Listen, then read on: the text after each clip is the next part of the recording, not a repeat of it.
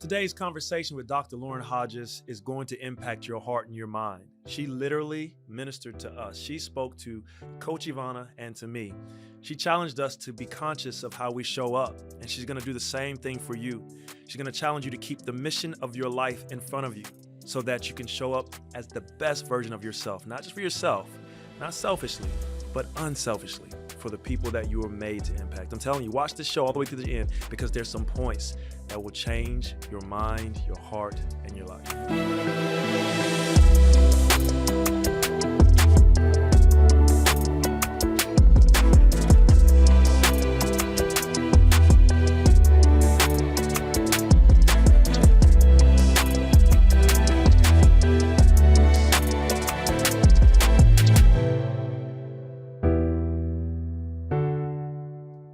Welcome back to Aspire Higher with Charles and Ivana Bailey. Before I say another word, go ahead, hit that like button. You ain't even got to hear what we're going to say for the rest of the show. Hit subscribe, share. We have an incredible guest today, and I'm telling you, because every time we tell you, they're always amazing. Yep. This one I have been trying to reel in for months. She travels everywhere around the world, this United States, and she is an incredible powerful person. She is literally a doctor. She speaks on wellness and performance. She has a business called Performance on Purpose. She's an author. She has a book that is literally taking the world by storm. Less stress, more calm. And I know you know, if you hear that title, this is for you. So please welcome with us Dr. Lauren Hodges. What's up, doctor? Thank you for having me. Yeah, I appreciate it. We're glad to have you here. Finally, yes, we made it work. Well, your world is so busy, and of course, the world is getting busier. So tell us quickly about yourself. Yes, thank you. So I've been in my world. My world is, I consider human performance sciences for a long time, which makes me feel a little old, but almost seasoned, not old. Seasoned. Thank you. I'm going welcome. to use that. Like 17 years-ish. And I started in the freelance consulting space in this space. So I kind of have these like double subject matter expertise, curriculum design, learning sciences, and then human performance sciences, which is all things well-being, energy, how we show up, physical, mental, emotional, spiritual, kind of like dips and deep dives into those.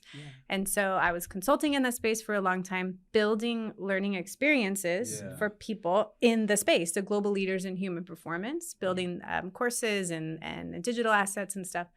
And then just one day felt called and led to start with a friend, a longtime friend of mine, this company, Performance on Purpose. December 2019, we launched. And as you know, the world just shut down. And what a time to start. It was. And interestingly enough, in our world, that was a time when the world of resilience, stress management, that area of our company was very needed, and it did accelerate us forward. And so we will be celebrating 5 years. Congratulations. That's incredible. Yes. Well, you've had the honor of working with some incredible global leaders. And I mean, you don't have to necessarily name names unless you like to, but tell the people a little bit of where you've been. Where have your adventures taken you? Yeah. So I've worked with, like I said, some of the global leaders in this space are the OGs in this space are the Human Performance Institute. They're actually right here in Lake Nona. That's right. Yeah, they were founded early 90s by two men, Jim Allaire and Jack Grapple, and they were bought out by J&J Learn. And right before that buyout, I came on board, helped them sort of update and refresh some of their courses. That brought me to Thrive Global, Ariana Huffington's company. I was helping her build some of their bigger courses, Thriving Mind, Thriving Performance.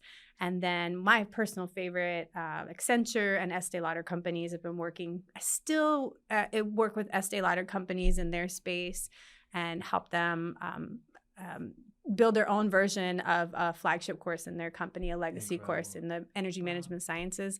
And I'm very proud to say, actually, we just won 3 Brandon Hall Awards, which is a huge deal in the HR learning. Thank you. Wow. I mean, it's a celebrities. Accomplished. No. Yeah, I mean, accomplished Doctor, life. right? Like Yeah.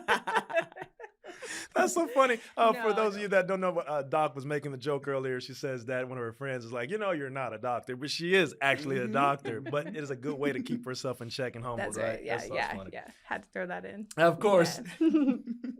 Well, sincerely. So talk to us about this space because there's so much that we can dive into. Right. Your book, So much. Yeah. your book, Less Stress, More Calm.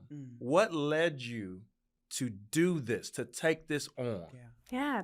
So back when I was working with Thrive Global, that company, and I mentioned that there was a course, Thriving Mind, that we built. It was a digital well-being course based on some research that was coming out of Stanford Medicine at the time. There was researchers there who were studying patients with mental illness, depression, and anxiety, and noticing that there were detectable biologies to depression and anxiety, how it shows up, how it's actually mapping in our brains, the thoughts, the emotions, the behaviors that we experience. Wow. And we were creating a course out of that, which, again, timing, the course launched March 2020 with Accenture. Wow.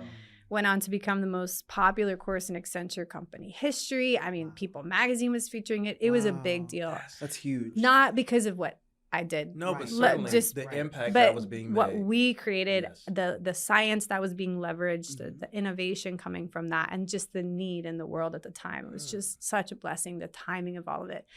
But that led me to fall very deeply into that research. I wanted to understand more about the upstream part of that. What if we could get ahead of this, which was the premise of the course, and get to know who we are under stress and what our patterns are, because we all have default neural pathways of thought, emotion, and behavior under stress. Everybody's different.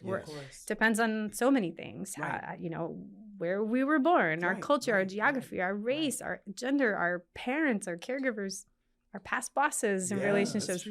It all shapes and molds who we are today. And I decided to, based on some of our experiences working with clients and the different, what we call stress personalities that we see, we decided to very lightheartedly create 8 different stress personalities. And so the book is almost like a choose your own adventure. You deep dive into the science, flip to who you think you might be, and read up about the science behind it, but also what you can actually do to intervene so that you're in control of the stress personality and not the other way around. Sheesh, post-pandemic, I think we all still need that. Oh my gosh, all day, every day. And talk to us a little bit about some of those stress personalities. I think that people listening would definitely want to know. Yeah. Okay. So, I mean, oh my goodness, off the top of my head. Or let me, I'll read some. Yeah, sure. And then just tell us maybe the foundation, or maybe even the audience can identify with themselves. Yeah. So in the stress personality types, we have the fighter, the distracted, many people are this, the worrier, the freezer, the negative self-talker, the pleaser, the runner, and the thriver. Those are huge. Yeah, they are. So I mean, without spending the whole time talking about all of them, getting to know how you show up first and most often, because your audience can probably hear all that and go, it's election day. I'm all of those before coffee this morning, right? But we all have a default. Now, that could be a little bit context dependent. Maybe who you are at work might be a little different than who you are at home, of course. How I am as a mother and wife may be different than how I lead a business and interact with my team or clients. What I think about, how I initially react to a problem. All that to say, each one of those has a really predominant way that we show up or manifest that stress personality. Of course. The thriver is who we all seek to be, and we have those moments. It's just that person who they're not absent of stress. There's a huge part of the book. Stress is here. We all have a stress personality. We're all going to default. It's our biology. What protects us, keeps us alive, keeps us going. But the thriver is that person who knows what that is, recognizes it almost in the moment, and can redirect with their own strategies, whether it's reframing a word, a prayer, whatever it is. We call it stress resets. Any intervention that brings you from fight or flight to rest and digest. So the resets that you choose or that you already kind of inherently know, they really tend to map to what works best for you. I'll give you a great example.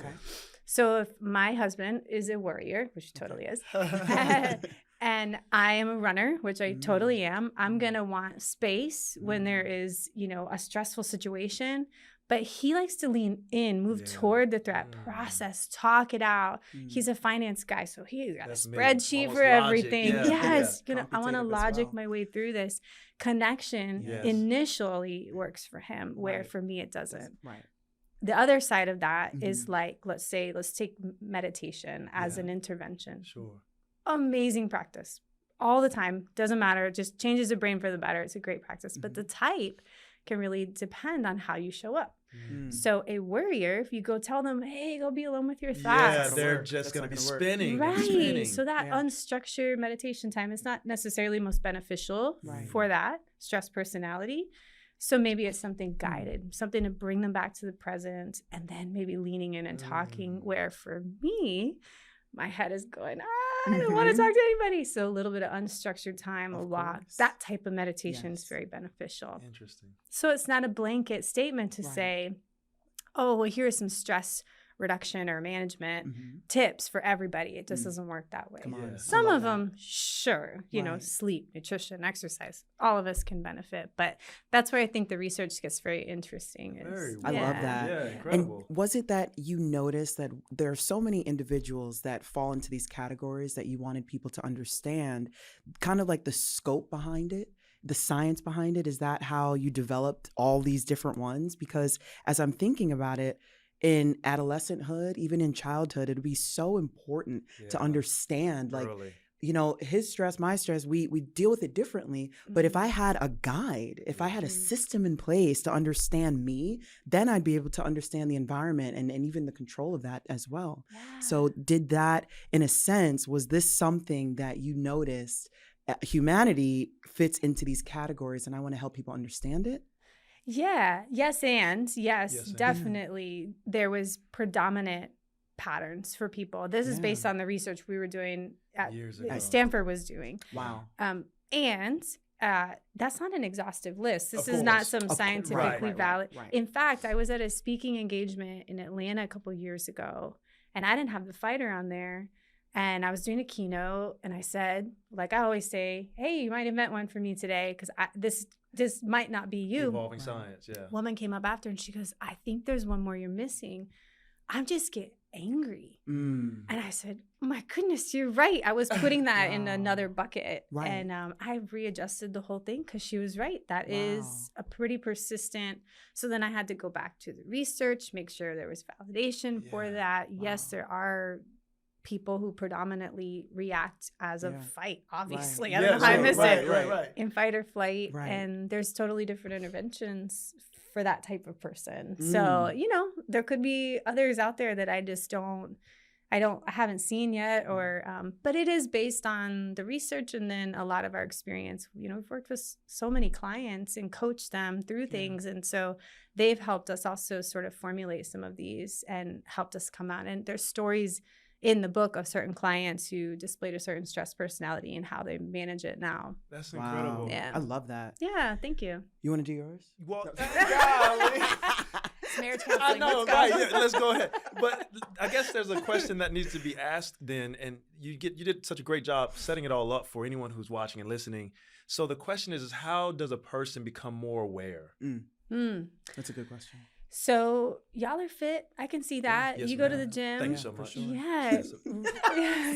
He's like, thank you. It's hard work this tempo, you build a muscle. Yes. Rep after rep. Yes. Any muscle, any habit.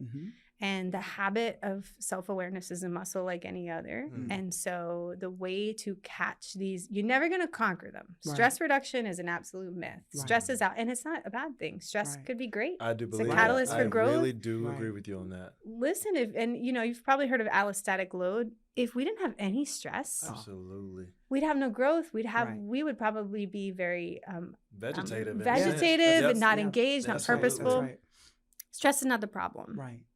Stress in the absence of recovery, that's a big problem. And if we get to know who we are under stress, then we just assume what's called a higher internal locus of control, a greater control over our circumstances. And kind of lost my train of thought there. But rep after rep, what you end up doing if you want to go through this, it's not like a 21-day training program or anything. It's just a very, very, very simple thing. You set a reminder, use Siri, use tech for, to your benefit. Every day, just check in with yourself. How did I show up? Here were some stressful moments. What were the predominant thoughts, emotions, persistent emotions and behaviors? Maybe seek feedback from a VIP in your life about that. Just do that for a couple weeks. That act of reflection back actually strengthens your ability to call on or bring awareness to that behavior in a moment. Right. Makes sense, yes. So you're just building that muscle of that is self-awareness in a nutshell. Wow. Another way to do that is when you start to feel stressed, you could pause and just literally, hey, I'm in a stressful situation. Sure. Let me pull out my tool belt of things that work for me and only me. And intervene that way too. So, and then the only other thing I could say there is, that's getting ahead of it, is planning for the future. So we've talked about reflecting back. Talked about in the moment. But looking ahead. What about visualization looking ahead? Who do I want to be? What is the best version of myself?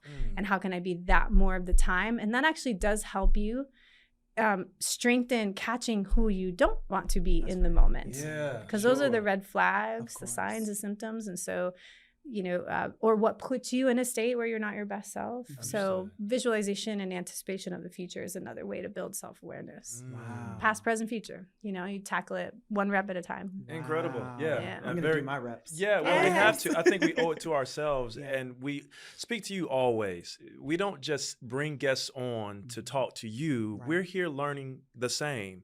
And you've heard us talk about it. We have our own therapist. We speak with each other. We're working through life as human beings as well.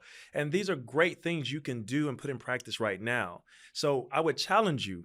We're not done with the conversation, but I do want to challenge you. Think of where you are. Think of who you want to be. Start to assess how you react or respond. Give yourself grace, as Ivana always says, but then be practical in whatever steps you may need to put into your daily life that you hadn't. Yeah. Because until you change those actions, you can't change who you're becoming. So that's what I believe Dr. Lauren is saying. And the beautiful thing about this time we're in is the research has been done. You have a lot of practical tools. You have a lot of people you can reach out to, like Coach Ivana, myself, Dr. Lauren. So I would also say if you're having trouble or if you tried it in the past, kind of like the fad diets and it hadn't worked for you, do what she said. Find a VIP, someone in your life that can be that voice for you that you can't always be for yourself. In our book, we write about, there's an analogy, the whole book is kind of premised around flight. And there's one particular place where we write about attitude adjusters. People don't recognize that in planes, that is an actual device that keeps the plane level. It is called an attitude adjuster. And so sometimes what we don't recognize is that those people, just like that piece of equipment, is meant to keep us level, to keep us grounded, so we can center ourselves, because otherwise we may be tilting too left or too right. Love that. And so what matters most is how we actually treat those attitude adjusters, because they're very sensitive devices. And sometimes I think, leading into my next question, when we have VIPs or people in our life that call us out or question us or maybe help us see another perspective, we don't always respond well based on our stress personality. Would you mind maybe just even if off the cuff talking a little bit about that? Yeah. I mean, I think that feedback is a fickle thing, and receiving it can be an interesting muscle growth situation at the same time. You have to be. This is a muscle like any other. The ability to receive feedback. Calling out and seeking feedback from the right people. Is very, very important. I think sometimes we overseek or over ask. At least people like me tend to do that. And negative self-talkers, for example, they maybe tend to seek the wrong feedback. So anyway, seeking feedback from the right people, the VIPs, the people who will be not just your cheerleader. That's right. Abundant cheerleader, but your objective. They'll give you the feedback that you need that's constructive too. I love that so much. Now that gets hard in the workplace. Sometimes you don't have that leader. That can be a challenge. That's where I think therapy always comes in great. Not that person can observe you in everyday life, but at least you have a sounding board if you don't have someone at home or at work. But yeah, I think that feedback in general is a powerful tool. And then the other side of it is being receptive to Amen. it. Yeah.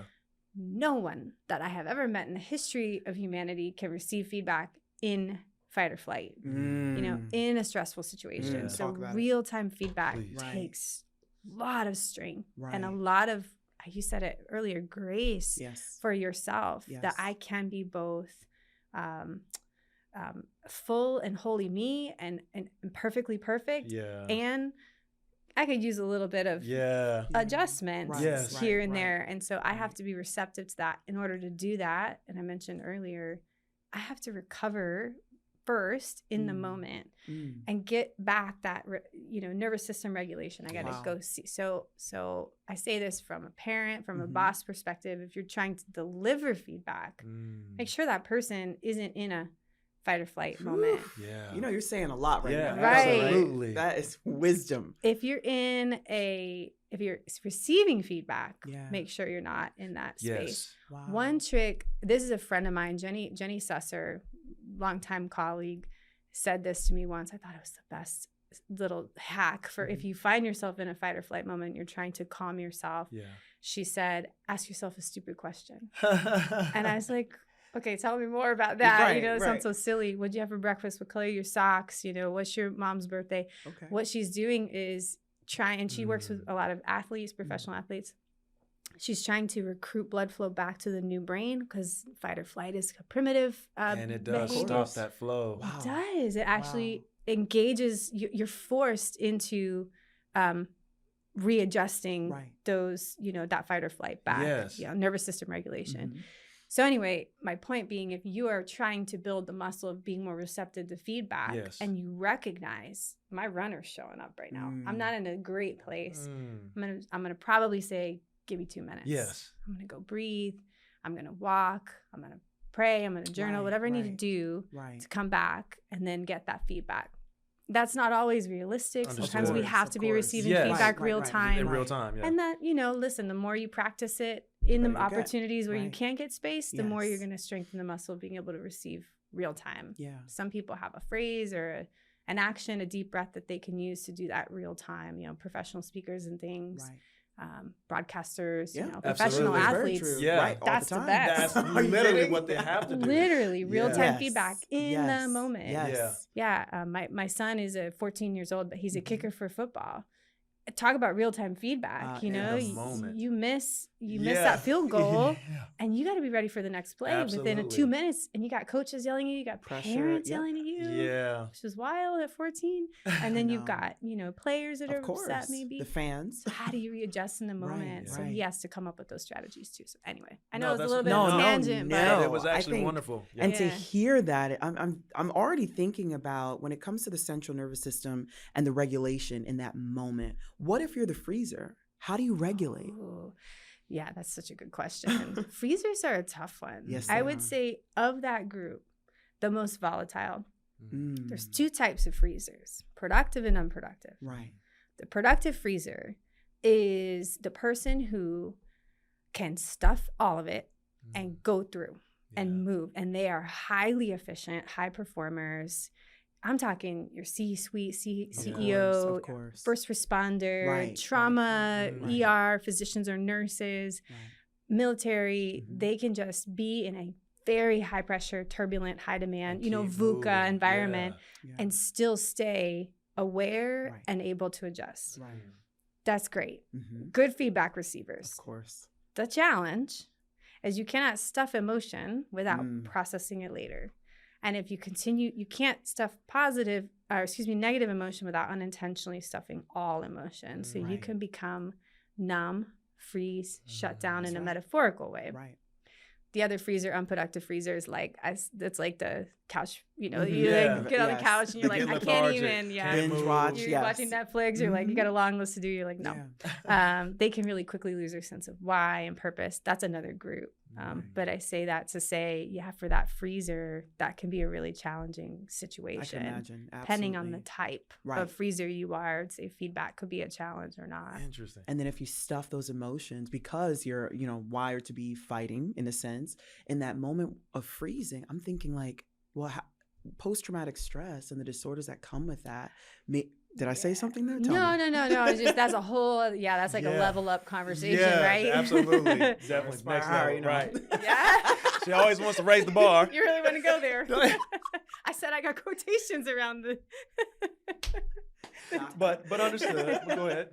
But no, it's okay if it's too. But I was just thinking about sometimes when you don't regulate or reframe in that moment and just stuff, it can become a disorder. Yeah, it can become, 100%. Yeah. And I think that's the danger she was expressing before, is that we have to be mindful that our stress personality, though they help us to adjust because it can be a positive thing. The negative side of that is if we're not truly aware, it will change how we show up. Yeah. And that changing how we show up can have negative consequences in our own lives. Exactly, and I completely understand that, which is actually something I wanted to ask you, and I'm looking forward to asking this from you.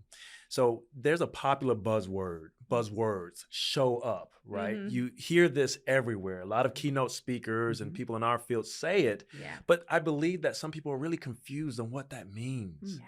What does it actually mean to show up? So then we can actually talk to our audience about how they can show up maybe in the way they want to or in a better way. I love that question. That's such a good question. I'm going to back up 2 seconds and just say, all the conversation we've been having is about everyday manageable stress, right? So when we do get to that space of PTSD, mental illness, that's a wiring issue in the brain. That's not something we have control over. So I don't want to ever send the message that if you're managing a mental illness, just read this book and you got it. Right. You know, absolutely. Right. So please, go see a professional. Exactly. Totally different subject. So I always want to say that, and I always forget. So I'm glad. Thank you for bringing that up. Sure. Show up. Yeah. Doesn't that mean different things for everybody? Yes. For me, for Performance on Purpose, the company, because we're more than the stress, less stress, more calm. We're managing the ability for an individual, team, or organization to perform at their highest potential. Improve and move their bottom line, whatever that is for them, move their mission forward through this intentional training programs, coaching, digital assets, all that. For me, showing up means having clear mission, clarity of that purpose, awareness of when we're off course. I loved your analogy, and the training and ability to readjust through intentional rituals, 1 rep at a time, whether that's managing our energy physically, like I said, mentally, emotionally, spiritually, but also the ability to recognize the mindsets that could be getting in the way stories that you would tell, whatever that is, in order to be your best, show up at your best. For me, that definition is I have a clear vision of who I am when I am at my peak performance potential. I'm putting it in air quotes because I don't mean how much money I'm making. I don't mean how, when I say perform, these are the words that I describe myself at my best. This is my higher calling, my mission. How often am I staying on course of that? And that to me is showing up. So when I am watching my son kick that ball, I am fully there. That is definition of success for me. When I'm in that 5-minute drive to practice and I have nothing else to focus on but him and investing in him, that's when I mean showing up. When I'm with a client, I am fully here. And in order to do that, I have to have that clarity of mission. That's right. Tell the right story to myself. Which means sometimes some tough love and grace, both. And then always training for success, whatever that means for me, whether it's like right here, right now. I was in the parking garage. I was just sitting there being quiet with my thoughts for 5 minutes. If I don't have that space, I can't be who I need to be. I just got off a work call and I don't want to show up here late, whatever it might be. That's why I'm early and I spend 5 minutes, either in meditation or prayer or stretching, whatever it is. That's training. When I say training, that's what I mean. So anyway, that's my definition of showing up is my ability to fully align with my mission as often as possible. Yeah, absolutely. Gems, and gems. And I love to, if you're listening and really thinking and contemplating some of the things that Dr. Lauren has said, is we always encourage you to recognize, and that's the whole premise of this show, that it's not always the tangible things that are the most important things in your life. Mm-hmm. For instance, if you notice, this woman has spoken to huge companies, global leaders, Fortune 500, all these things, but showing up for her may be, I'm present with my I child. love that. 100%. Yes. Showing up for her is not, did this client pay me this huge contract, but am I present enough and am I aware enough of myself to know that my presence is impacting their life? She said that the measure of success is not in the performance measurements, but how she is performing personally, how she feels about herself. Right. And that's what we are always trying to remind you of. When we say set higher aspirations, when we say aspire higher, we're always reminding you that there's a higher calling. Yeah. There's a low calling, which most of us in this time, Right. we measure our success based off our income or our increase, the car we drive, status, who we're with, who we're around, all these things. But that doesn't really, that doesn't show who you actually are. Because there are people that have those things and they go home every night empty because they know that they didn't show up. The human that they are, the person that they are, the being wasn't there. Right. They just existed in an environment. So we want to challenge you to remind yourself that showing up has nothing to do with what other people are looking at to gauge your level of success with, but everything to do with what you have on the inside of you to measure who you are successfully being. Right. There's a difference. Yeah, well said. And just to tack on to that, because Sure. that was so well said. Thank you. If you still aspire for all of those wonderful successes, Go for a it. business that grows Right. and revenue and the big clients, it will come Yeah. with tethering to the best parts of yourself and fully investing Come on. in who you are and That's your right. mission. That's right. It always follows. I have, first of all, if they need proof, Yes. the research is there. Right. Businesses outperform other businesses when they are mission driven. Teams outperform, individuals outperform. And it has never failed me to be the best version of myself. Never. My business has never failed when I'm seeking to have impact with a client. Sometimes that means saying no to a client. Come on. Because Come on. that could be Boundaries. a carrot dangling in front of Absolutely.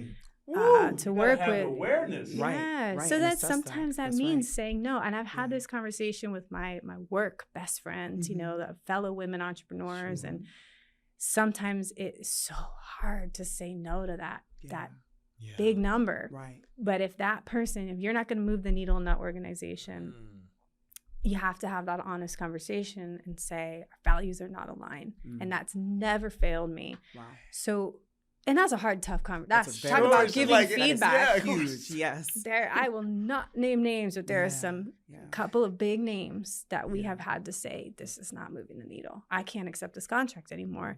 Wow. And there are some that they've said, what do we need to do? And then it's a wonderful partnership. Yes, So, yes. you know, it's an interesting, our field is an interesting field. Absolutely. It could feel like you're swimming upstream a lot. You know, Yeah, a lot of every day. organizations Every are day. broken. With floaties. Yeah. So it's not saying no to everybody. 'cause- Right, because sometimes you got to pay the bills. yeah. And sometimes, you know, having Yeah. a little bit of impact within a big organization with a small Understood. team Of is course, also of course. wonderful. Yeah, of course. It's, again, going back to it, every decision has to be weighed against your greater mission. Come on. And so you have to pause. Yeah. That's why I believe so much in the power of reflection before making a decision. Just pause and ask, is this thing I'm going to do, is this moment I'm going to have in alignment with who I am at my best? And that, back to that 5-minute drive to practice. Come on. That means if I hear my ding and it's somebody on my team asking a question, not gonna No, engage Don't acknowledge it. Right. because I right. got 5 minutes with That's this child. Special person. Right. Yeah. So, you know, I think it all boils down to those decisions. I And I love so that. agree with what you're saying there. Man. Oh, Yeah. boundaries and integrity. Yeah. Integrity. It takes Yeah. takes a lot, right? Of course. Yes. 100%. Yeah. Yeah. Wow. And then, of course, the thought of that, the impact being made that the person that you're spending time with desires for you to show up for them. Mhm. They want your presence. Yeah. So if you're always consumed with, I got this on my mind, or you're doing this next thing or whatever, they don't feel Mhm. that you showed up. You're Yeah. just there. Yeah. And I think That's right. in this life right now, this is the hardest period of time, I really believe, with technology.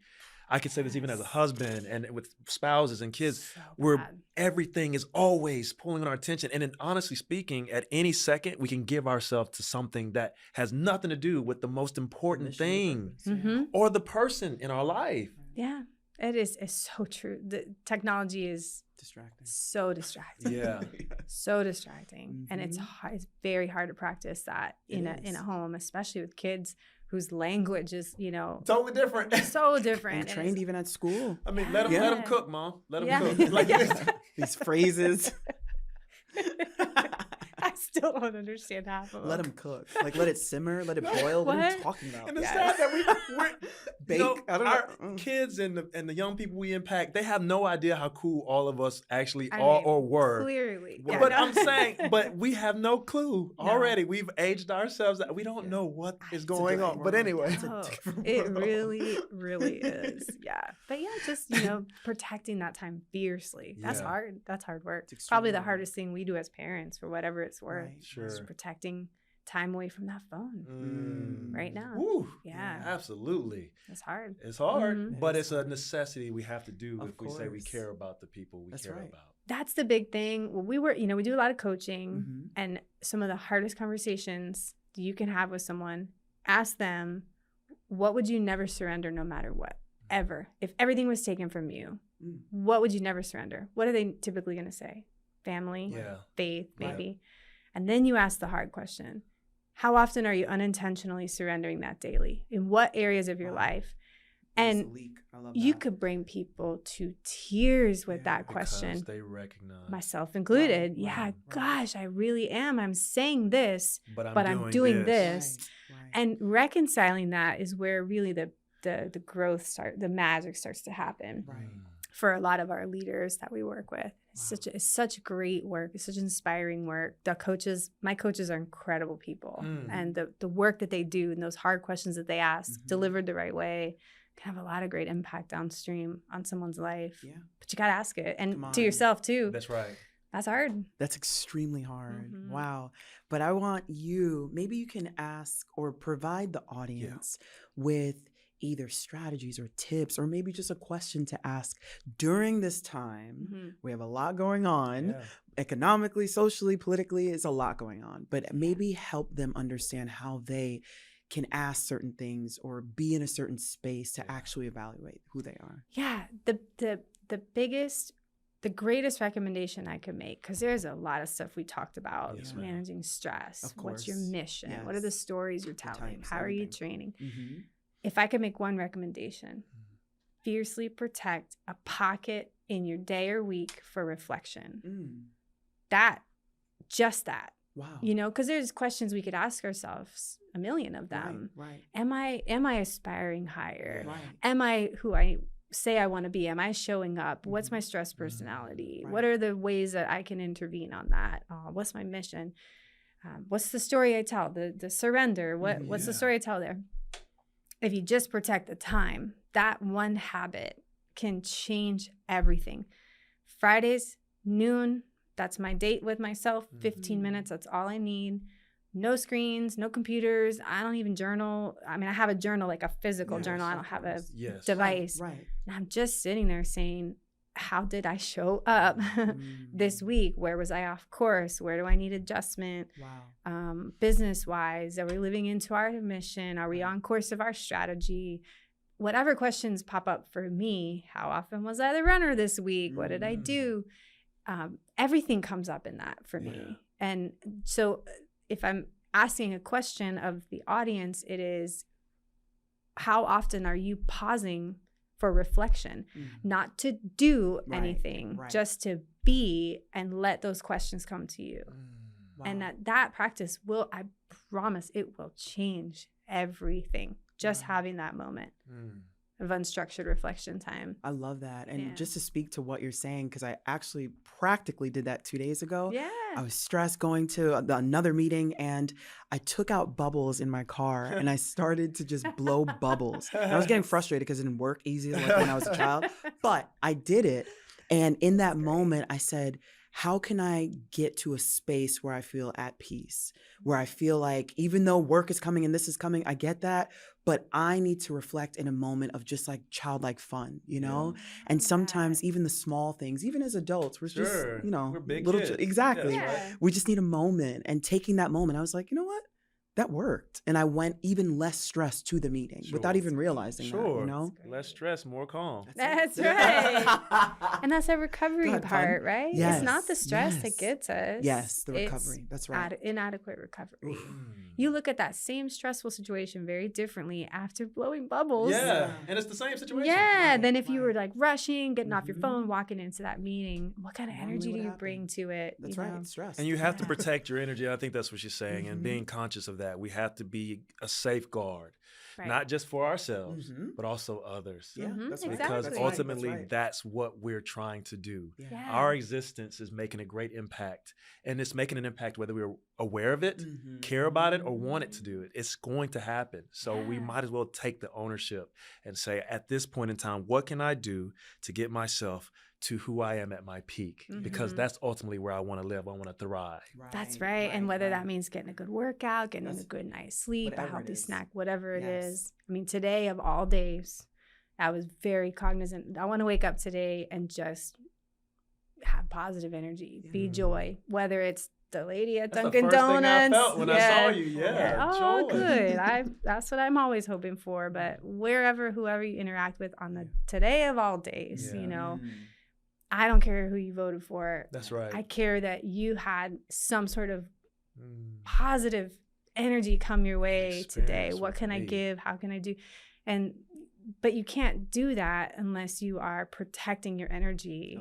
That's why I have workout hair this morning. It's not so cute. It's okay. I had only so much time to give, right? But you went and got the workout for you. Right. Though. No, not for me. Okay. For you. Oh, we received that. Do you see what I mean? No, but sincerely, Yeah, like I truly, powerful. of course it's for me and my health, but it's really to be who I need to be. And in this moment, exercise is my mission. I mean, I love to, that's my way of channeling and managing my energy.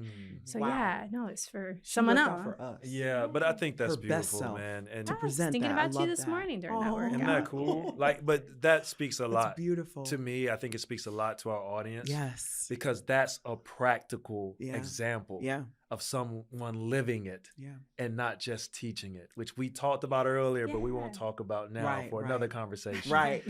But before we go, Doctor, because you have given so many great pieces of wisdom, points of wisdom, so much value, and you really ministered to us. Oh, thank you. And my heart feels I'll be lighter assessing this week for sure. Yeah, Likewise. I mean that. I really mean that. Yes. What would you say to the audience if there's another thing you want to leave them with on how to find you, why they will maybe want to work with you, your specialty, that way that we can close it for their thoughts?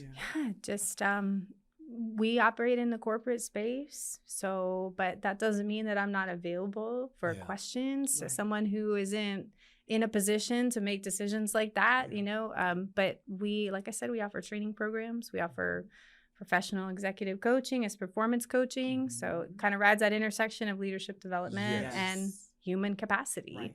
Right. All the things we've been talking about. We do all of that. So they could reach us at performance-on-purpose.com. I'm on LinkedIn, of course, Dr. Lauren Hodges. I think that's my handle. Yeah, thank you. And then I'm on Instagram, but it's just a bunch of pictures of dogs and kids. So it's not very professional. I've not a lot of tidbits on there. But yeah, thank you. That would be a great way. On our website, there's a free stress personality quiz. That's what we did. So you want freebies, there's a LinkedIn learning course on the same subject. Just look up my name, and stress personalities is up there too. But yeah, that's if they want to reach me, any questions anybody has, I'm very much available. Tell them about your book. Yes, Less Stress, More Calm, Amazon, Barnes & Noble. Yeah, not a #1 bestseller yet, but I'm working on it. You're on your way, Mama. I can tell you that. It is making a great impact. Thank you. And congrats again on that. Thank you so much. Thank you so much. Yeah. Well, guys, thank you so much for joining us and sticking with us. I know you got something incredible from Dr. Lauren. We got something. I can tell you that we feel filled being in the presence of great people like herself. And please go online, check her out. But without further ado, you know where to find us. Our website will be right here, aspirehigherlife.com. You know about our book, The Flight of Your Life, literally in over 90 countries. It is changing and impacting lives all around the world, and we're so excited to be a part of your journey. Leave us a comment. What are some of the best things you took from this conversation? And let us know if you reach out to Dr. Lauren, because we want to make sure that we facilitate that connection. We're so glad you were here with us. Until next time.